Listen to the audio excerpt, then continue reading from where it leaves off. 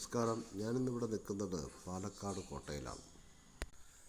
ചരിത്രത്തിൻ്റെ തിരുശേഷിപ്പുകൾ സമഗ്രമായി അവശേഷിപ്പിച്ചിട്ടുള്ള ജില്ലയാണ് പാലക്കാട്. പാലക്കാടിൻ്റെ മണ്ണ് ചരിത്രവും സംസ്കാരവും കൂടിക്കലർന്നതാണ്.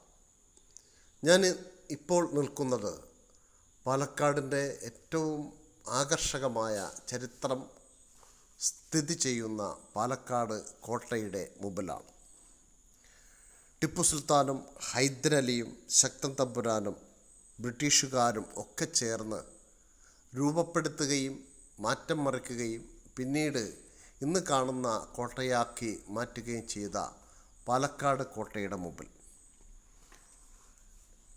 1757 പാലക്കാട് ഭരിച്ചിരുന്ന പാലക്കാട് ഭരണാധികാരിയായിരുന്ന പാലക്കാട് അച്ഛൻ അന്ന് സാമൂതിരിയുടെ അധീനതയിലായിരുന്നു.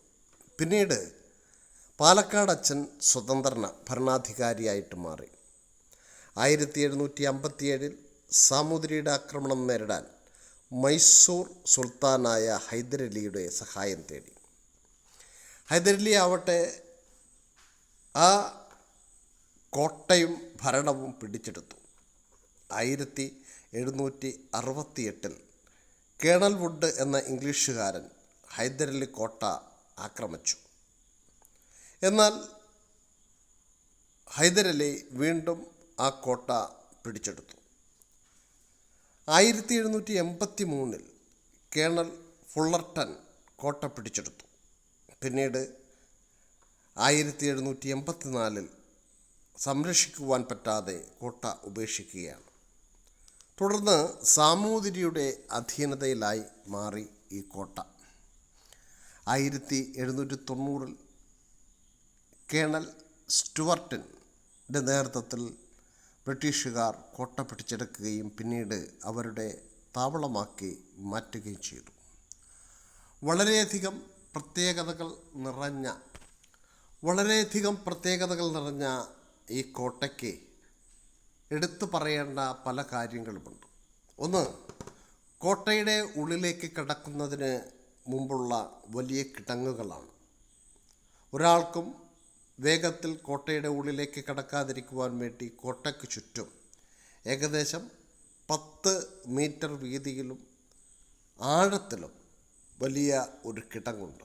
ആ കിടങ്ങിനുള്ളിൽ ഇപ്പോൾ ധാരാളം മത്സ്യങ്ങളും ആമകളുമാണ് ഉള്ളതെങ്കിലും പണ്ട് വലിയ തരത്തിലുള്ള മുതലയും ചീങ്കണ്ണിയും പോലുള്ള ജീവികളെ വളർത്തിയിരുന്നു എന്നാണ് പറയപ്പെടുന്നത്. അതുപോലെ തന്നെ കോട്ടയുടെ ഉള്ളിലേക്ക് ശത്രുക്കൾക്ക് പെട്ടെന്ന് കടന്നു ചെല്ലാതിരിക്കാൻ എല്ലാ ആകൃതിയിൽ സ്ക്രീൻ മതിൽ കോർട്ടുള്ള കാഴ്ച കാണാം. നേരിട്ടുള്ള അക്രമത്തിൽ നിന്നും കോട്ടയെ രക്ഷിക്കുവാൻ വേണ്ടിയാണ്. കോട്ടയുടെ ഉള്ളിലേക്ക് കടന്നു കഴിഞ്ഞാൽ പുരാതനമായ രൂപകൽപ്പനകളും കൽപ്പടവുകളും പുൽത്തകിടികളും കാണാം. കോട്ടയുടെ ഉള്ളിൽ ഉള്ള കുളത്തിനടിയിലൂടെ പുറത്തേക്ക് ചെന്ന് ചേരുന്ന ടണലുണ്ട് എന്നാണ് വിശ്വാസം. ശത്രുക്കളിൽ നിന്ന് രക്ഷപ്പെടുവാൻ വേണ്ടിയിട്ടാണ് അത്തരം ടണലുകൾ കോട്ടയിൽ സൃഷ്ടിച്ചിരിക്കുന്നത് എന്നാണ് കരുതപ്പെടുന്നത്. ഇപ്രകാരം വലിയ പ്രത്യേകതകളുള്ള കോട്ടയുടെ ഉള്ളിൽ സർക്കാർ ഓഫീസുകളുണ്ടായിരുന്നു. പ്രധാനമായിട്ടും കോട്ടയ്ക്കുള്ളിലൊരു സബ് ജയിലുണ്ടായിരുന്നു. ഇപ്പോൾ ആ സബ് ജയിൽ അവിടുന്ന് മാറ്റിയിരിക്കുകയാണ്.